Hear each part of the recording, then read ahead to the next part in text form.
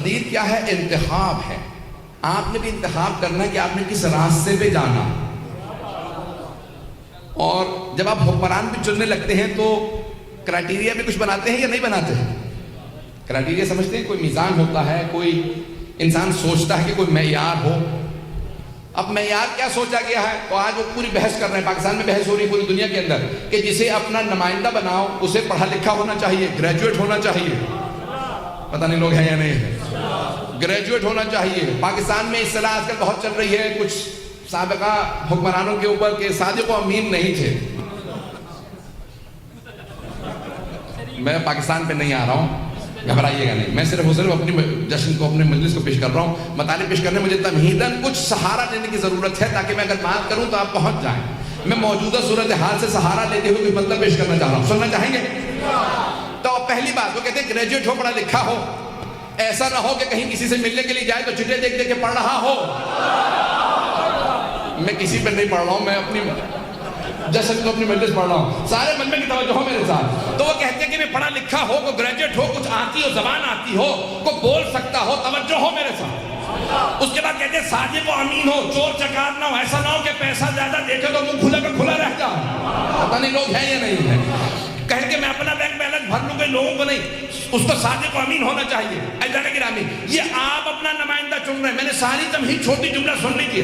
یہ آپ اپنا نمائندہ چن رہے ہیں 4-5 سال کے لیے پارلیمنٹ کے لیے. تو آپ اتنی شرائط رکھ رہے ہیں. اور اگر اللہ اپنا نمائندہ چنے،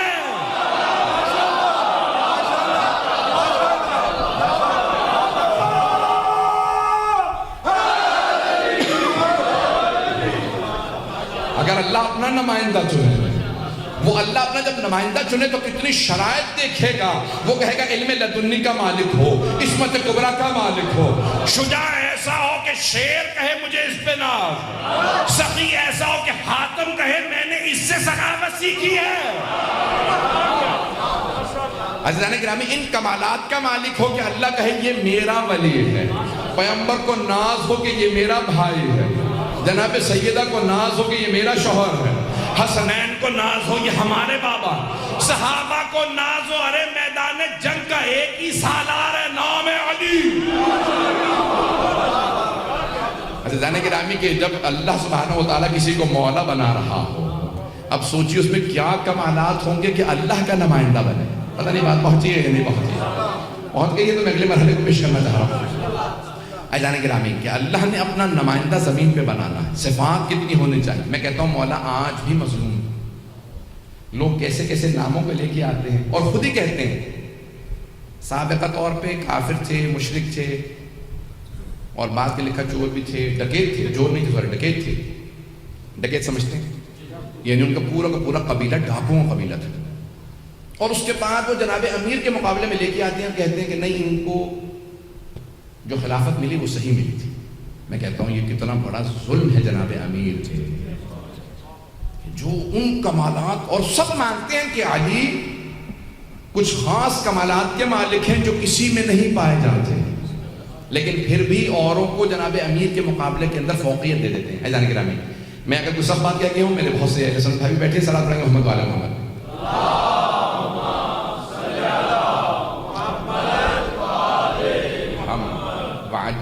تمہیداً 2 جملے سن لیجئے. مکمل کروں گا میں کل بریشیا کے اندر موضوع کو، لیکن تمہیداً سن لیجئے. یا ایھا الرسول بلغ ما انزل الیک من ربک، اے میرے پیارے رسول پہنچا دیجئے جو اللہ کی طرف سے آپ پہ نازل ہوا. بلغ ما انزل الیک من ربک یا ایھا الرسول. میں نے شاید پہلے کسی مقام پہ کہا ہو، اللہ نے سارے انبیاء کو نام لے کے پکارا. قال یا آدم، قال یا نوح، اللہ نے کہا اے آدم، اے نوح. قال یا ابراہیم، قال یا یوسف ایھا الصدیق، اے یوسف صدیق. توجہ. قال یا موسیٰ، یا عیسیٰ. پورے قرآن میں سارے انبیاء کو اللہ نے نام لے کے بلایا. نہیں بلایا تو حبیب خدا کو نام لے کے نہیں بلایا، ہمیشہ القاب سے پکارا. کہا یا ایھا النبی، یا ایھا الرسول، یا ایھا المزمل، یا ایھا المدثر. طٰہٰ، یاسین، نون، قاف، مختلف القاب سے پکارا. پورے قرآن کریم کے اندر اللہ نے کسی مقام پہ نہیں کہا یا محمد، کسی مقام پہ نہیں کہا. ایک مرتبہ اللہ نے کہا یا ایھا الرسول، ہے میرے پیارے رسول جسے میں نے بھیجا ہے، میں اسے اتنی تعظیم دے کے بتا رہا ہوں مجھے کتنی محبت ہے. تو اللہ نے کہا یا ایھا الرسول بلغ ما انزل الیک من ربک، وہ جو اللہ کی طرف سے آپ پہ نازل کیا گیا اسے پہنچا دیجئے. فإن لم تفعل فما بلغت رسالتہ، اگر آپ نے یہ کام نہ کیا تو کوئی کار رسالت نہیں ہوا. توجہ، سارے مجمع کی توجہ. بعض اوقات ہمارے ممبر سے کہہ دیا جاتا ہے یہاں اللہ معاذ اللہ استغفر اللہ ربی واتوب الیہ، رسول خدا سے کہہ رہا کہ اگر آپ نے علی کی ولایت کو نہ پہنچایا تو آپ کی ساری نبوت چلی گئی، ساری کی ساری رسالت چلی گئی، آپ نے کچھ کام نہیں کیا. نہیں، آئیے ذرا میں ایک تفسیر پیش کرتا ہوں جو میں سمجھاؤں. اگر دل کو لگے تو بولیے گا، نہیں تو سب خاموش رہیے گا. اگر دل کو لگے تو سب بولیے گا. یہاں اللہ کیا فرما رہا ہے؟ یا ایھا الرسول بلغ ما انزل الیک من ربک فإن لم تفعل فما بلغت رسالتہ. اے میرے رسول، جو آپ نے نہیں، آدم سے لے کے آپ تک سارے انبیاء نے جو زحمتیں کی ہیں، سارے انبیاء کی زحمتوں کو اگر بچانا ہے تو دین علی کے ہاتھوں میں دے دیجئے.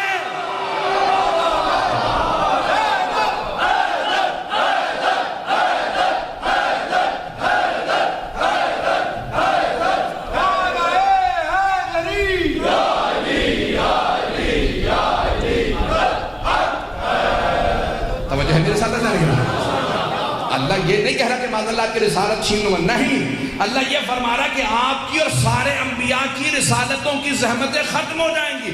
اگر یہ دین مضبوط ہاتھوں میں نہ گیا تو علی کی ولایت کا اعلان کرے تاکہ علی کے مضبوط ہاتھوں میں دین اسلام آ جا. دین کے وارث علی ابن ابی طالب. فَإِن لَمْ تَفْعَلْ فَمَا بَلَّغْتَ رِسَالَتَهُ، یہ ساری رسالت کی زحمتیں ختم ہو جائیں گی اگر علی کے ہاتھوں میں دین نہ دیا.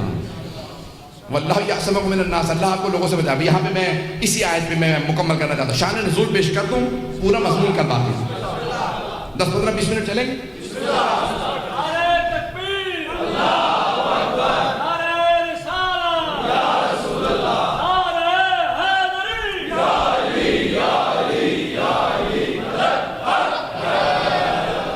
توجہ ہے ذہن گرامی. تو اب میں پیش کر رہا ہوں آپ کے لیے اگلے مرحلے اور آخری مرحلے کو کہ اللہ کے رسول نے ایک مرتبہ جیسے ہی یہ آیت نازل ہوئی کہ پہنچا دیجئے تو فوراً آواز دی جناب سلمان کو، جناب ابو ذر کو، جناب مقداد کو، جناب عمار کو. اب سمجھ میں آئے پیغمبر کے 4 یا کچھ لوگ پہنچ گئے. تو ایک مرتبہ جناب سلمان و ابو ذر، مقداد اور جناب عمار کو آواز دی، کہا کہ آیت نازل ہوئی ہے، سب کو جمع کرنا، جو آگے چلے ہیں گئے ہیں ان سے کہو کہ واپس آ جائیں، جو پیچھے رہ گئے ہیں ان سے کہو کہ آگے آ جائیں، جو یہاں غدیر میں موجود ہیں، غدیر خم میں، ان سب سے کہو رک جائیں، کوئی آگے نہیں جا سکتا، کوئی واپس نہیں جا سکتا، میرا خاصہ ہے جو میں نے پیش کیا. اگر آپ نے کبھی کسی اور سے سنا ہے تو اس کا نہیں ہے، مجھ حقیق کی محنت کا نتیجہ ہے. سن لیجئے. اب میرے ذاکر بھائی بھی پیش کر رہے تھے، انہوں نے بھی جب جملے پیش کی میرے محبت سے، اور جو پڑھے مجھے کسی سے کوئی گلہ نہیں ہے، اس ثواب میں بھی شریک ہو جاتا کہ اہل بیت علیہ السلام کے فضائل ہوں یا مصائب ہوں یا ان کی تبلیغ ہو، کچھ بھی ہو، جملہ کوئی بھی پڑھے گا تو اس میں ثواب میں بھی شریک رہوں گا. آج دنیا میں سینکڑوں افراد مجھے بتاتے ہیں کہ ہم آپ کی مجالس پڑھتے ہیں. سن لیجئے، اگر پہلے سن بھی رکھا ہو تو مجھ سے سن لیجئے. جملہ میرا ہے، میں نے بڑی اس پہ زحمت کی ہے، بڑی محنت کی ہے. ایک مرتبہ پیغمبر نے کہا جو آگے چلے گا کہو واپس آ، جو پیچھے ہیں ان سے کہو یہاں آ جا، جو یہاں ہیں وہ کہیں نہیں جا سکتے. اس زمانے میں غدیر جنکشن تھا. جنکشن سمجھتے ہیں جہاں سے راست سے جا رہے ہو. جس نے مدینے جانا تھا وہ غدیر سے جا رہا تھا، جس نے یمن جانا تھا غدیر سے جا رہا تھا، جس نے عراق جانا تھا غدیر سے، جس نے ایران، جو جہاں جا رہا تھا اس نے غدیر سے جانا تھا. غدیر جنکشن تھا. اس وقت بھی جنکشن تھا، آج بھی جنکشن ہے. اس وقت راستوں کا جنکشن تھا، آج عقیدوں کا جنکشن ہے. عقیدوں کے جنکشن کا نام غدیر ہے. سارے مجمع کی توجہ، مجھے پورا یقیناً آ رہا ہے گا لیکن بات کو سن لیجیے گا، سارا مجمع جواب دے گا.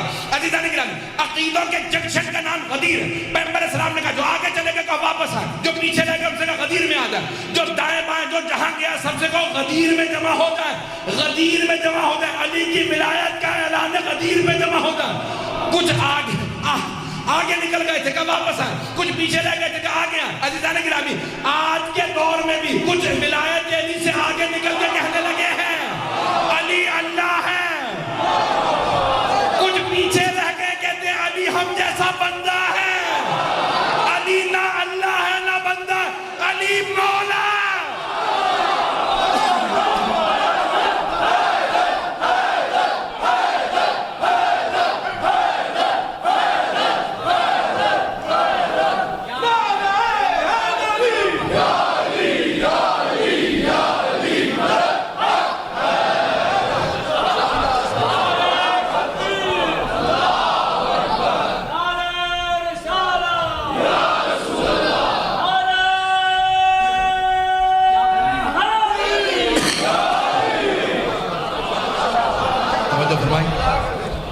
عزیزان گرامی،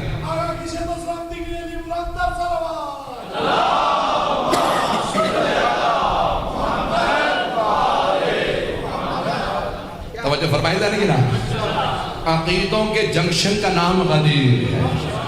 اب حبیب خدا نے کہا جو آگے نکل گئے ہیں وہ واپس آ جائیں، جو علی کی ولایت کو چھوڑ کے تھوڑا آگے بڑھ گئے ہیں کہنے لگے ہیں علی اللہ ہے، علی رب ہے، کہا واپس آ جائیں، جو کہہ رہے ہیں علی ہمیں جیسا بندہ ہے کہو آگے آ جائیں، نہ علی اللہ ہے نہ علی مجھ جیسا بندہ ہے، علی مولا ہے۔ تو حضرت حبیب خدا نے ایک مرتبہ پالانوں کا ممبر بنا، ابھی آپ نے بھی سنا، اور ممبروں سے کہا جاتا کہ پالانوں کو اس لیے اونٹوں سے اتار لیا تھا تاکہ صحابہ چلے نہ جائیں، یہ کہا جاتا ہے ممبر سے۔ لیکن سید جعفر مرتضی عاملی نے ایک جواب لکھا، وہ کہتے ہیں کہ ہر جانور کی کوئی خصوصیت ہوتی ہے، اونٹ کی خصلت یہ ہے کہ وہ کینہ پرور ہوتا ہے، اونٹ کینہ پرور ہوتا ہے۔ جو جن افراد نے اونٹ کبھی پالے ہیں یا کچھ اونٹ سے متعلق کچھ بھی کبھی اسٹڈی کی ہے، کوئی تحقیق کی ہے، تو اس کو سب کو پتا ہوگا، اگر اونٹ کو آپ مارے تو کاٹے گا اور واقعاً بدلہ لیتا، کینہ پرور ہوتا، دل میں بغض رکھتا، اس نے مجھے مارا تھا، اگر آپ ہاتھ پھیر دیں گے اسے یاد رہے گا، ماریں گے اسے یاد رہے گا، اونٹ کینہ پرور ہوتا ہے۔ عزیزان گرامی، پیغمبر پالانوں کا ممبر بنا کے بتا رہے ہیں، او عرب کے لوگوں جس طرح سے اونٹ کینہ پرور ہوتا، تمہارے دلوں میں بھی علی کا بغض پل رہا ہے۔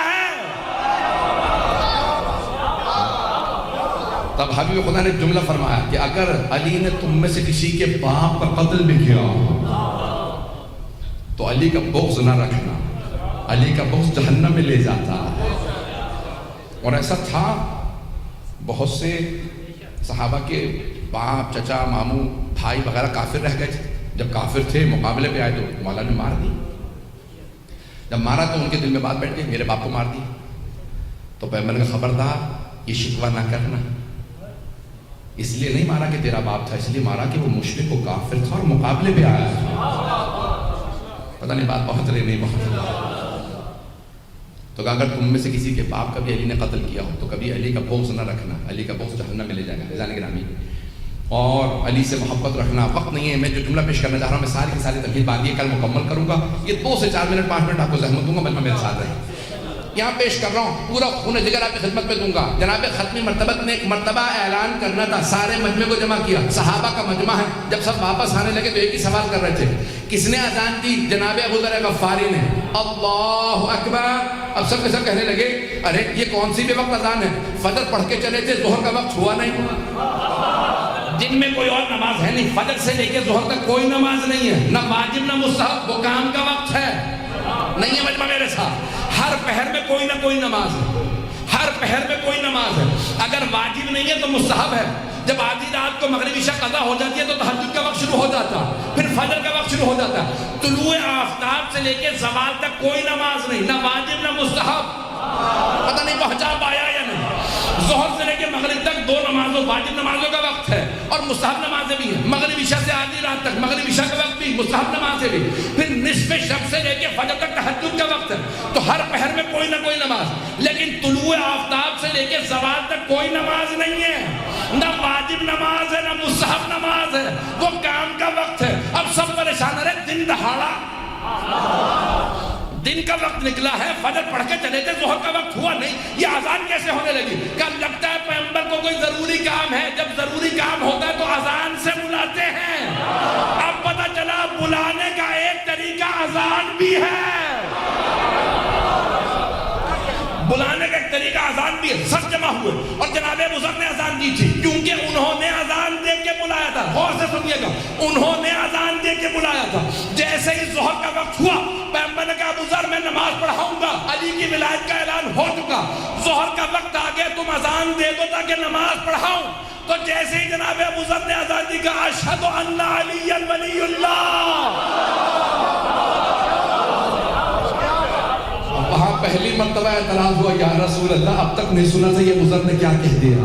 نعرہ تکبیر، اللہ اکبر، نعرہ رسالت، یا رسول اللہ، نعرہ رسالت، یا رسول اللہ، نعرہ حیدری، مرحوم مدرسہ عبد النبی شیرازی نے اپنی معالم الزلفاء کے اندر یہ لکھا ہے کہ سب سے پہلے جناب ابو ذر نے اشہد ان علی ولی اللہ کہا اور پیغمبر کی اجازت سے کہا، پیغمبر کے حکم سے کہا. پتہ نہیں بات پہنچی یا نہیں، گھبرائے بیٹھے بہت سے حضرات. تو ایک مرتبہ آسان کہی پیغمبر نے، ایک مرتبہ عزیزان گرامی یہاں حبیب خدا نے اعلان کیا جو اعلان آپ کے ذہنوں میں ہے، اور جب اعلان ہو گیا ہے میں انشاءاللہ کل سناؤں گا اعلان کو، تو 3 دن تک سب بیعت کرتے رہے. پیغمبر نے کہا تب تک کسی کو جانے کی اجازت نہیں جب تک کہ سب کے سب میرے بھائی علی کی بیعت نہ کر لیں. کون کہتا ہے پیغمبر نے معاذ اللہ ادا نہیں کیا؟ وہ افراد جو اعتراض کرتے ہیں کہتے ہیں پیغمبر نے لفظ مولا استعمال کیا، مولا کے کئی معنی ہیں تو کھل کے بتا دیتے. لفظ خلیفہ کہتے تھے، ارے بیعت لینا مقصود تھا تو بیعت لے لی. جب اعلان کیا کہ تب تک کوئی نہیں جا سکتا جب تک سب بیعت نہ کر لیں، تو کہا یا رسول اللہ کہ تو نام مجمع جب تک بیعت کرے گا کئی دن گزر جائیں گے. پیغمبر نے کہا مجھے پرواہ نہیں. کہا یا رسول اللہ اگر آپ اس مجمع کو روکیں گے نا تو ان کے کھلانے پلانے کا ذمہ آپ کے اوپر ہوگا. تو کہا سب کے کھلانے پلانے کا ذمہ میرے، میں خود ذمہ لیتا ہوں. علی کے نام پہ کھلانے پہ پیغمبر کو بھی مزہ آتا. کہا میں علی میرے اپنے بھائی کے نام پہ ولایت پہ میں کھلاؤں گا. کہا یا رسول خدا کہاں سے اتنا کھانا لائیں گے؟ کہا میری اونٹنی کو نہر کر دو. اونٹ کو نہر کیا جاتا ہے، اونٹ کو نہر کیا جاتا ہے، اونٹنی کو نہر کیا گلے میں اس کے خنجر گھونپا. کہا اتنی سی اونٹنی یا رسول خدا، اتنا بڑا مجمع، اتنے بڑے مجمع کے لیے اتنی سی اونٹنی کافی نہیں ہے. کل تم نے نہیں دیکھا میرے چچا ابو طالب نے دعوت ذوالعشیرہ میں ایک بھیڑ کی ران سے سارے قبیلے کو سیر کر دیا تھا، جتنا کھا سکتے تھے اس سے زیادہ کھایا. جب ابو لہب نے پوچھا ابو طالب کہ تم نے کیسے کھلا دیا؟ کہا تمہیں نہیں پتا میرے بھتیجے محمد کا ہاتھ مس ہو گیا. اگر میرا ہاتھ مس ہو جائے تو یہ سب کے لیے کافی ہے. کہ جتنا کھلا سکتے ہو سب کو کھلاؤ، یہ میری اونٹنی ہے. یا رسول خدا پانی کا یہیں پہ جو غدیر ہے اس میں یہاں ایک کنواں کھودو. کچھ کو اس میں مصروف کر دیا تاکہ یہ شرارتوں سے باز آ جائے. پتہ نہیں بات پہنچ رہی ہے نہیں پہنچ رہی. کہ کنواں کھودو.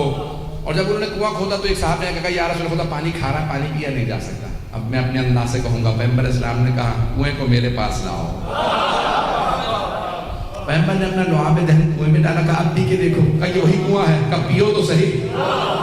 جیسے کسی صحابی نے پانی نکال کے پیا تھا پانی تو میٹھا ہو گیا. ارے جس محمد کے لعاب دہن کا اثر ایسا ہو، سوچیے اس کے خون کا اثر کیسا ہوگا. پتہ نہیں بات پہنچی ہے نہیں پہنچی ہے. عزیزان گرامی حبیب خدا نے فرمایا وہاں پہ پورے کے پورے مجمع سے کہہ دیا جب تک سب بیعت نہ کر لیں تب تک کوئی نہیں جا سکتا. اسی بات پہ مکمل کر دوں گا، جب تک سب بیعت نہ کر لیں تب تک کوئی نہیں جا سکتا. کہا یا رسول اللہ سب سے پہلے بیعت کون کرے گا؟ کسے شرف حاصل ہوگا؟ کہ بیعت میرے گھر سے شروع ہوگی. کچھ لوگ پہنچ گئے کہ بیعت میرے گھر سے شروع ہوگی. پیغمبر نے کہا لیڈیز فرسٹ، سب سے پہلے خواتین بیعت کریں گی اور میرے گھر سے یعنی میری ازواج بیعت کریں گی. نہیں پہنچا سکا، میرے گھر سے بیعت شروع ہوگی. میری ازواج سب سے پہلے علی کی بیعت کریں گی.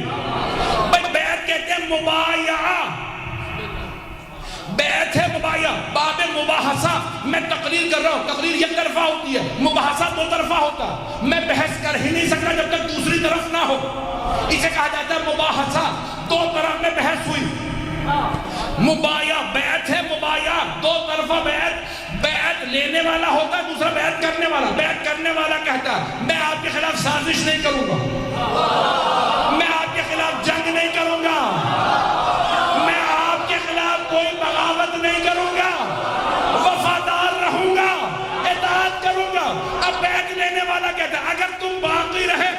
شفاعت کروں گا.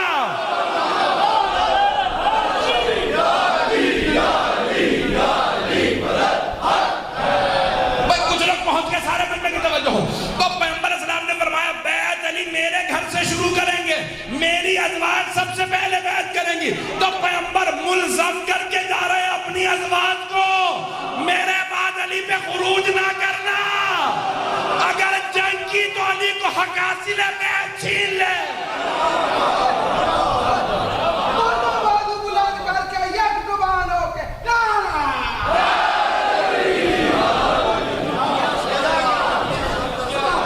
علی کو حق حاصل ہے کہ بیعت چھین لے.